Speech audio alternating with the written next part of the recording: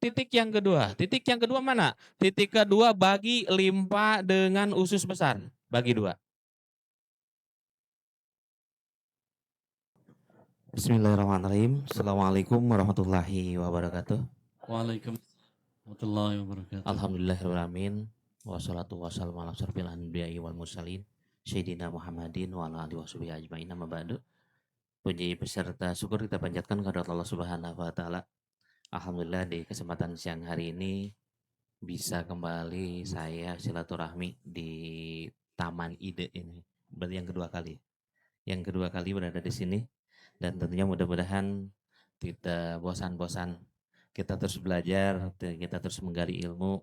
Kenapa? Karena setiap ilmu dalam setiap waktu itu pasti ada perkembangan. Jadi ilmu itu tidak kaku. Ilmu itu kan terus berkembang. Makanya kita jangan Upgrade gitu ya. upgrade terus. Makanya kita jangan bosan untuk terus mencari ilmu.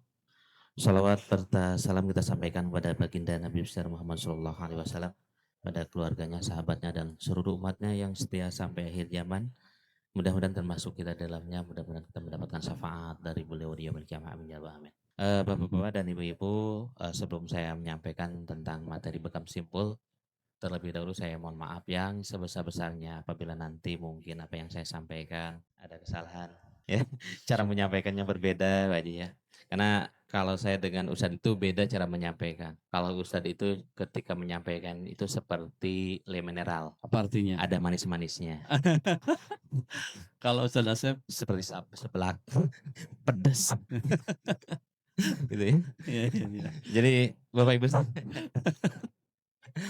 Jadi Bapak Ibu sekalian, jadi dalam metode bekam seperti kita ketahui banyak sekali aliran dengan tujuan yang sama, adalah untuk pengobatan. Ya, artinya kita tidak bisa dengan membanggakan aliran kita. Ya, karena semua pasti punya fatwa, semua punya dalil, semua punya diagnosa, semua punya hasil penelitian. Artinya kita cukup mencari mana yang memudahkan kita itu. Mana yang memudahkan kita dalam melakukan tindakan dalam berbekam ini. Nah, kita di Atobah, kita mengenal adanya bekam simpul. Bekam simpul ini adalah sebagai bekam lanjutan. Bekam lanjutan dari kita yang pernah belajar mengenal titik bekam sunnah. Jadi modal utamanya bekam sunnah gitu ya, gitu. Jangan sampai kita merasa oh ini lebih HD, lebih hebat, lebih bagus, enggak ya. Hanya saja mana di antara yang bisa memudahkan kita untuk melakukan tindakan itu ya.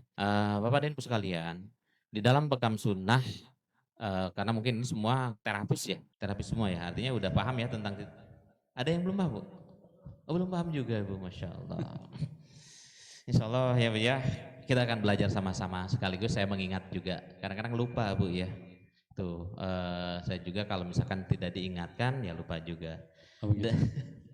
Sebenarnya titik sunnah itu banyak, titik bekam sunnah itu banyak. Tapi di kalangan pembekam ini nggak mau ribet, ya nggak mau ribet. Hanya beberapa titik bekam sunnah saja yang dihafal, yang mudah-mudahnya saja, yang berdasarkan oh dalilnya ini seperti ini, ataupun yang berdasarkan mudah dilakukannya dan tidak beresiko, itu rata-rata. Titik bekam sunnah yang pertama kita ambil dari titik kepala, ya titik umum mugis. Tahu ya titik umum mugis ada di mana posisinya? Kepalanya di mana? Ini juga kepala. Di puncak kepala. Coba di mana? Yo, posisinya cukup kita telinga kita aja ya. Tarik lurus telinga kita, pertemuannya dengan dari sini ke depan, ini adalah posisi tengah-tengahnya adalah titik umum mugis. Itu. Ini titik mudah untuk menentukan titik umum mugis. Nah, titik ini banyak digunakan oleh orang-orang yang lebih banyak atau orang-orang yang terkena gangguan sihir. Ya orang yang terkena gangguan sihir, orang yang depresi, orang yang gila, itu biasa dibekam di area ini. Ya, ini Bisa tadi ya untuk gangguan sihir. Insya Allah. Mungkin ada alasannya untuk gangguan sihir. Jadi kalau berbicara tentang gangguan sihir, orang yang pertama diganggu sihir itu adalah masalah pikiran. Orang yang terkena sihir itu yang pertama kali diganggu oleh jin itu adalah di area pikirannya, area otaknya itu. Maka yang harus kita lakukan pertama adalah dengan melakukan pembekaman di area sini. Itu pun ketika apa, ketika setelah selesai diruqyah. Oh iya. Gitu. Jadi Jangan ruqyah belum dulu. diruqyah dibekam, bisa Ruqyah dulu. kesurupan Pak Haji. Oh iya.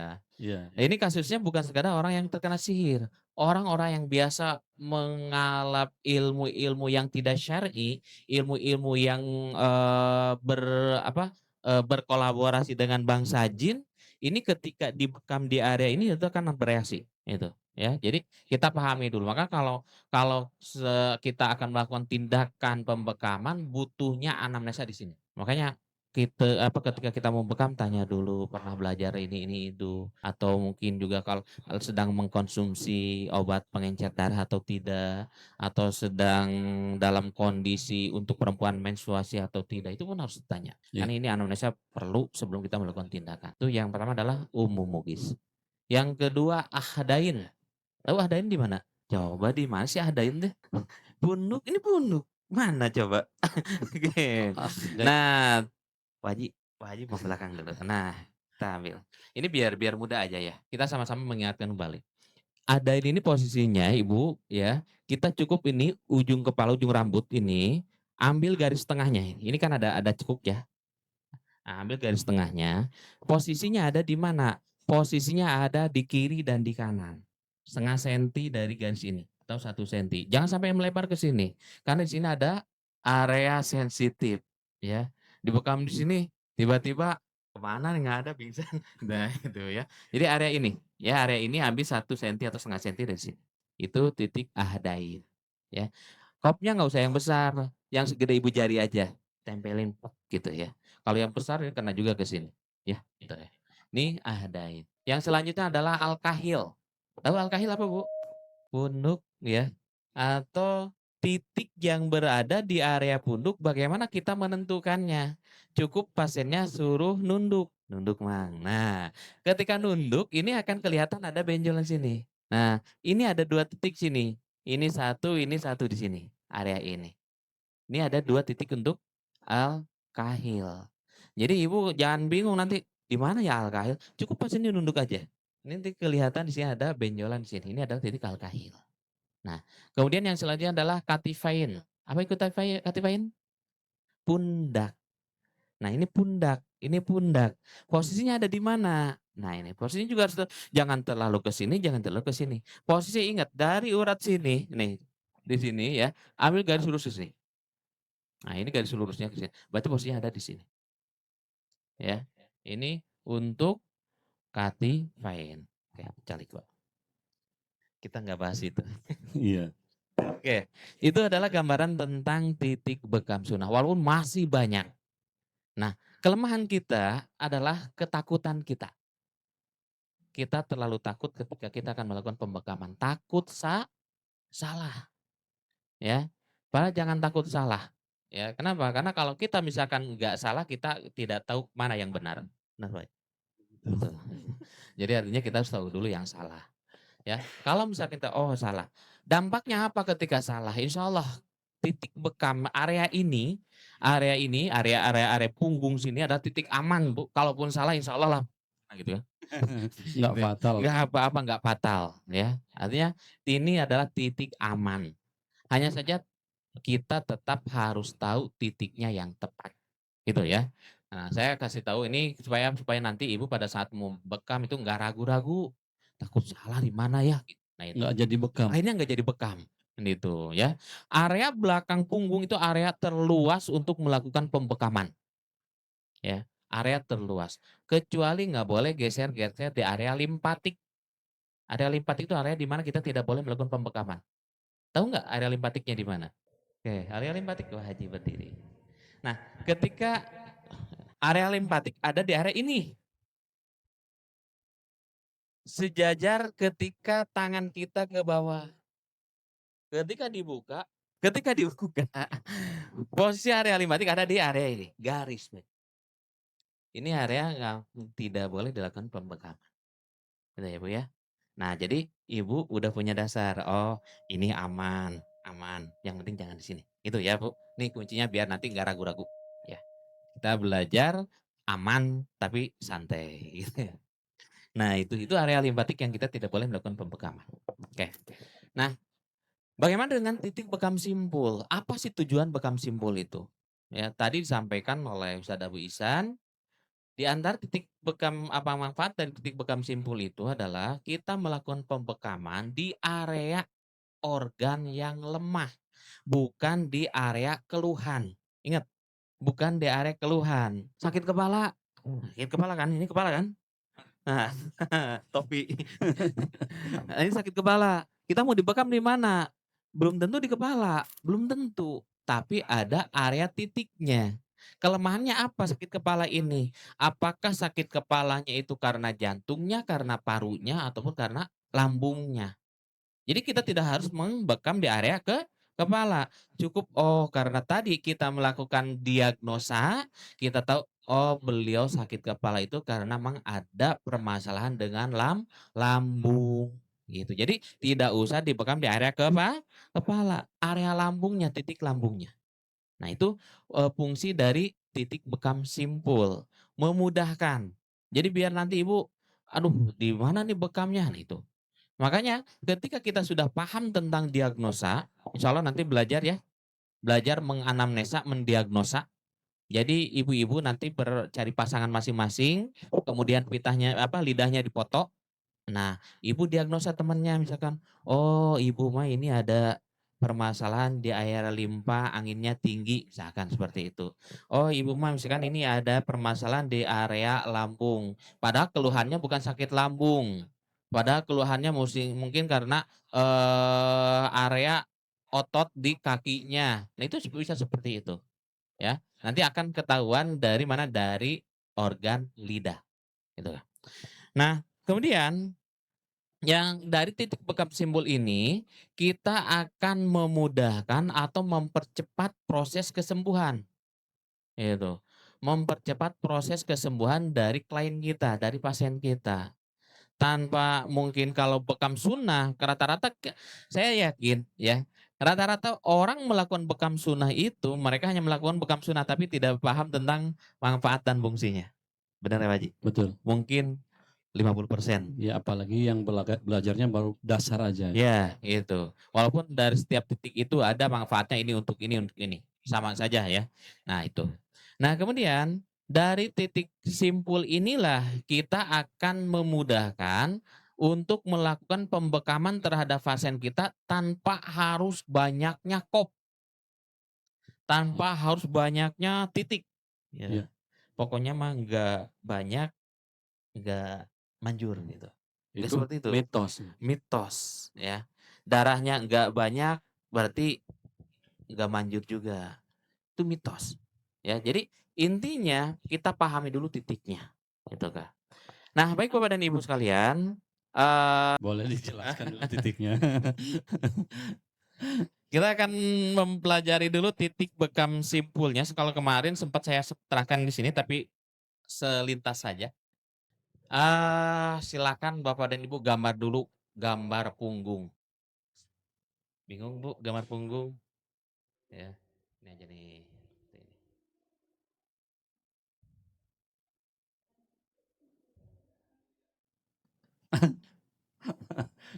Nih, ini gambar punggung pokoknya. Anggap saja gambar Anggap punggung. saja gambar punggung.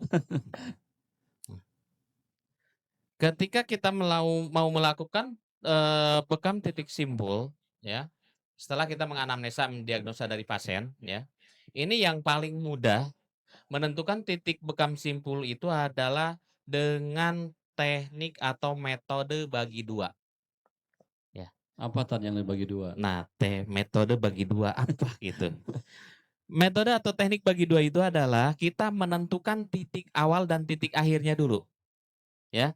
Titik awalnya adalah ada di area kahil, ya. Tadi tulang yang tadi Bu ya, pundak tadi. Titik awalnya ini. Kemudian titik yang akhirnya ada titik paling bawah. Ketika kita seperti ini ada tulang paling bawah yaitu titik usus besar. Nah, ini usus besar, ya. ini patokan. Ini dasarnya ibu bisa menentukan nanti titik mana saja untuk menentukan organ, ya. Ini pertama alkahil, posisi ketika kita nunduk gini, ini ada benjolan sini. Kedua usus besar, posisinya ada di paling bawah, di bawah posisi ginjal atau di atas panggul, ya. Ini panggul kita nih, atas sedikit. Nah itu panggul, ya. Nah di atas panggul. Jadi kalau nggak pakai ini sabuk enak ya, pakai sabuk panggul ya. Nah, kemudian bagaimana menentukannya? Usus besar dibagi dengan alkahil dibagi 2.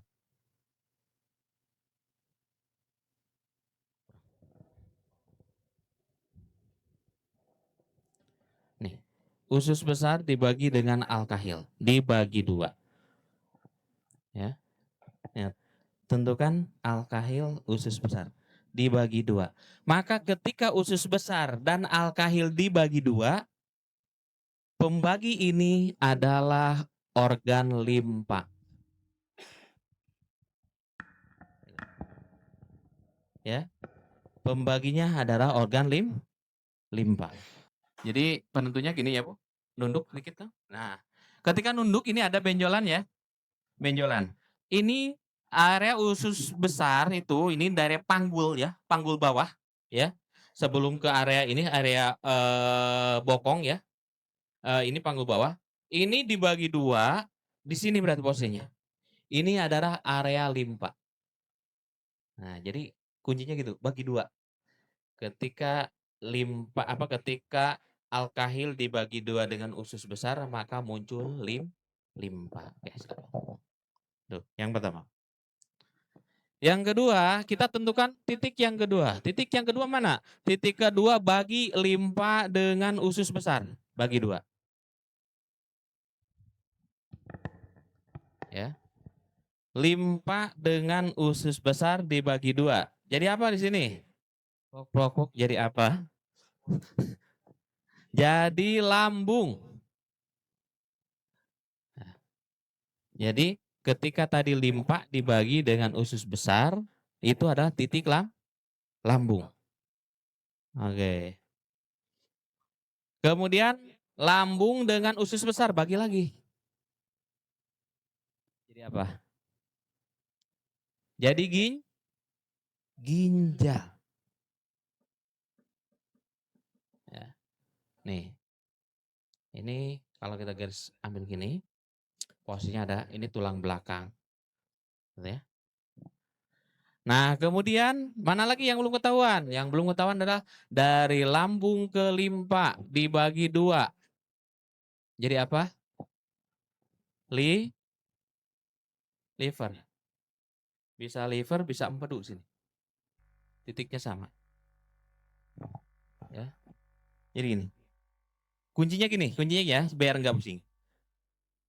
Kahil dibagi usus besar menjadi limpa. Limpa dibagi usus besar menjadi lambung.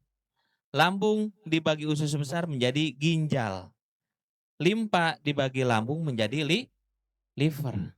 Gitu. Ya, rumusnya. Nah, berarti setengah ini udah ketemu. Ya, setengah. Nah, sekarang kita ke atas. Nah, dari limpa ke atas dibagi 2 lagi. Kira-kira titik apa ada di sini? Area atas biasanya apa?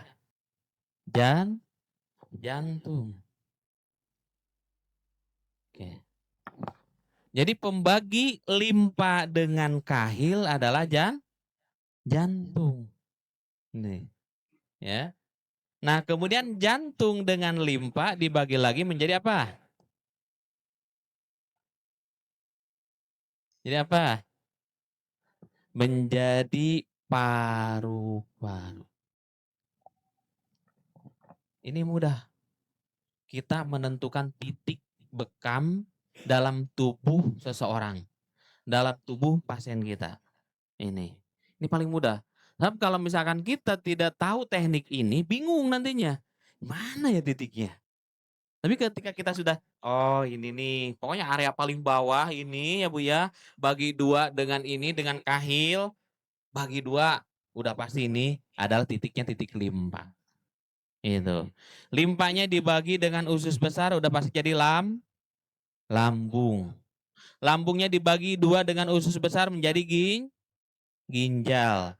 Limpanya dibagi dengan lambung menjadi liver atau empedu. Kemudian limpa dibagi kahil, dibagi 2 menjadi jantung, bagi dengan limpa menjadi paru, gitu. Nah, ini adalah teknik termudah untuk menentukan titik bekam. Walaupun selama ini kita mungkin hanya melakukan terapi itu dari titik sunah saja yang tadi, seperti di sini ya, ahdait, katifait, kemudian kahil ya, dan lain sebagainya. Nah, dengan teknik ini kita akan mempercepat proses penyembuhan. Kenapa? Karena ini akan lebih mengena terhadap keluhan aslinya. Ini keluhan aslinya, artinya apa? Ada keluhan bohongannya. Kenapa? Keluhan bohong itu adalah seperti mengeluh sakit perut. Nah itu.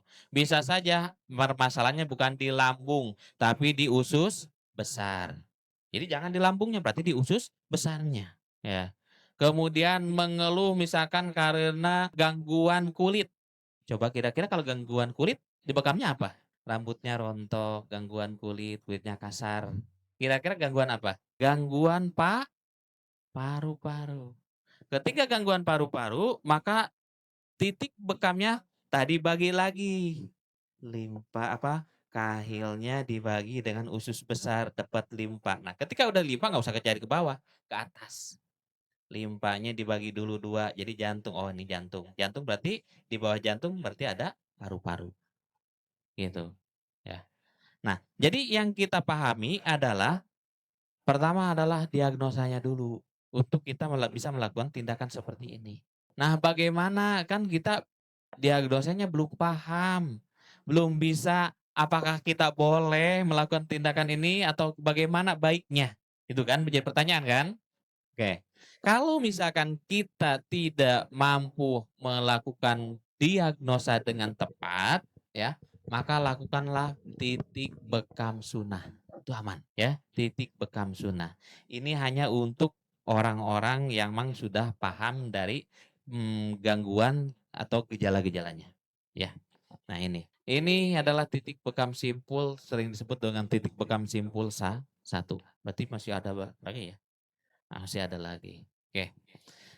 Pak, ini tadi keluhannya apa? Tangan dingin, oke. Tangan dingin kira-kira kenapa? Angin, oke, angin. Kalau misalkan selain angin secara psikisnya apa? Banyaknya keinginan. Nah, titik bekam angin kalau kita melakukan pembekaman, ini bisa dilakukan pembekaman. Nah, ini oke, angin ya, angin. Kalau kita mau melakukan bekam simpul, yang simpul satu ini, kalau dia, Bapak ini mengalami gangguan angin, kira-kira di bekamnya di titik mana? Titik paru, limpa, 2 titik ya. Kenapa? Karena rata-rata orang yang mengalami gangguan angin itu adalah di limpanya, seperti itu. Maka kita pahami dulu, apa gitu. Oke, yang kedua nih, yang menjadi pertanyaan. Yang kedua, ketika seseorang mengalami gangguan prostat, prostat itu laki-laki, perempuan tuh enggak prostat. Kira-kira titik bekam simpulnya ada di area mana? Ginjal, usus, yang mana sih yang benar? Bisa lakukan di area bawah ini, ginjal dan usus besar. Oke, tahu nggak menentukan posisi ginjal dan usus besarnya tahu nggak? Oke, jadi carinya di area sini dulu. Jangan kita ke atas. Kalau kita cukup cukup lihat aja, oh ini area limpa itu ada area pertengahan. Bagi dulu dari sini, kemudian setelah menemukan ini lambung, berarti tinggal ke bawah titiknya, gitu ya. Oke, ini adalah permasalahan dengan masalah prostat. Oke, pertanyaan yang kedua. Kalau misalkan seseorang mengalami gangguan di area lutut, kira-kira area mana yang akan dibekam? Biasanya orang mengalami gangguan lutut itu apa kelemahannya?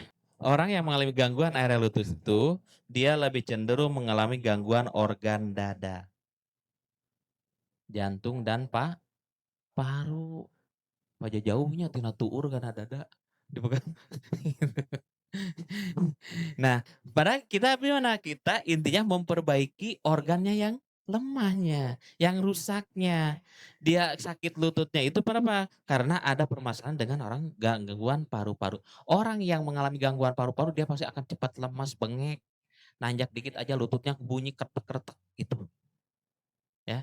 Maka perbaiki dulu di sininya, paru-parunya, jantungnya juga diperbaiki. Insya Allah nanti lututnya juga sehat lagi. Nah, gitu Bu, cara kita menentukan titik itu, ya, menentukan cara yang penting kita diagnosanya dulu tepat, gitu. Oke, yang jelas saya yakin Bapak dan Ibu semua tidak paham. Tapi insya Allah ya Bu ya, jangan takut Bu, belajar mah jangan takut nggak bisa, ya. Ibu belajar aja udah dapat pahala apalagi nanti sampai bisa, gitu. Yang Amin. penting kita mau belajarnya dulu, ya. Saya aja Bu belajar, kadang-kadang ketika ada di ruangan itu nggak paham, nggak ngerti Bu. Tapi ketika udah "Oh ini loh yang tadi dijelasin, oh ini yang kemarin diomongin." Itu. Pokoknya jangan berkecil hati ketika kita belajar itu nggak bisa. Kita pakai filsafah orang yang mencari kayu. Orang yang cari kayu itu tidak akan pernah dibakar di hutan, tapi bawa dulu ke rumah. Di rumahnya baru dijemur. Belum dibakar juga, udah dijemur, dibakar. Masuk dulu ke perapian. Udah di perapian belum dibakar juga, masih nunggu kalau udah habis yang lain baru itu dibakar. Artinya apa? Ilmu itu akan ketemu ketika pada saatnya nanti. Yang penting kita bagaimana hari ini mau belajar. Tuh. Oke. Nah, Bapak dan Ibu sekalian, ini adalah titik-titik yang mudah, insya Allah mudah. Oke. Itu baru titik bekam satu.